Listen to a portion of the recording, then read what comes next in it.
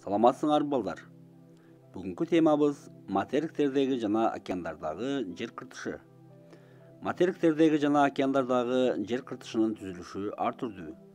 Литосфера жер кыртышынын жана мантиянын үстүнкү бөлүгүн камтыйт.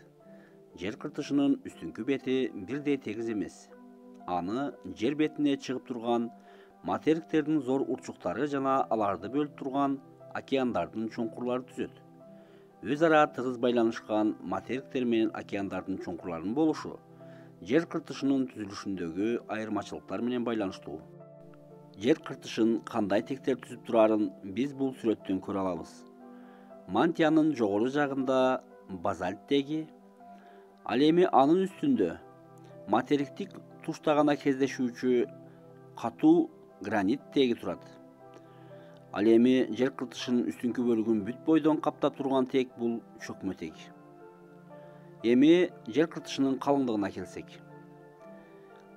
Материктик бөлүктө 70 километрге чейин, ал эми океандык бөлүктө 5 километрден 15 километрге чейин жетет. Орточо калыңдыгы 35 километр. Материктер жана океан чуңкурлары кандайча пайда болгон? Окумуштуулардын бир тобу жер бетинде эң оболу океандыкы сыяктуу кыртыш пайда болгон деп эсептешет. Жердин ички бөлүгүндө болуп жаткан процесстердин таасири менен катталыштар же тоолуу аймактар пайда болгон. Бара-бара кыртыштын калыңдыгы арта берип, акырында материктердин зор урчуктары келип чыккан. Материктер менен океандардын андан ары өнүгүшү жөнүндө бир нече гипотезалар бар. Гипотеза деген бул божомолдоо. Алардын бирине ылайык жер суунган сайын кысылып, тоо кыркалары соолуган алманын кабыгынын бырыштарына окшоп көтөрүлгөн. Океан кыртышынын материк кыртышына айланышынын натыйжасында материктер чоңоет же тескерисинче океандар кеңейип, материктердин чет жакалары мантияга төмөн чөгөт деп башка бир гипотеза да айтылат.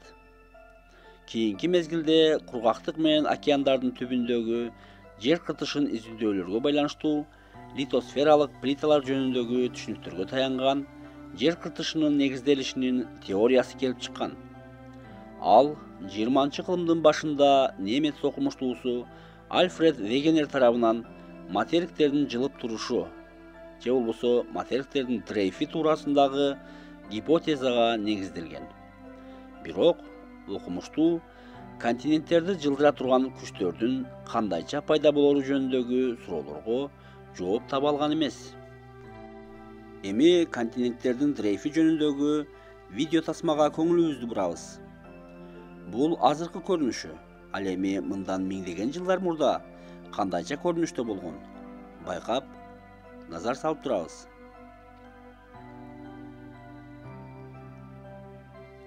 Демек, Индия мындан миңдеген жылдар мурда Азиянын бөлүгү болгон эмес экен. Африка жана Түштүк Америка өзүнчө бир бөлүк.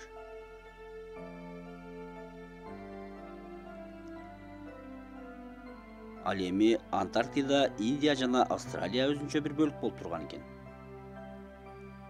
Түндүк Америка Европа жана Азия менен биргелешип бир бөлүк. Андан дагы мурда булар бардыгы биригип Пангей деген материкти түзгөн. Акырындык менен ортодон ажырап Лавразия жана Гондванага бөлүнгөн.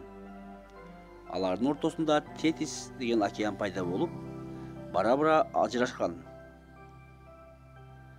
Ошондо Индия бөлүнүп, Азияга барып кошулуп, ортодон Гималай тоолору көтөрүлгөн.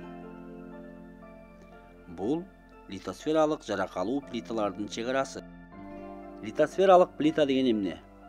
Ал жердин сырткы кабыгы, мантиянын үстүнкү бөлүгү менен бирге калыңдыгы 60-100 километрге чейинки чоң-чоң жаракалар бөлүп турган блоктор.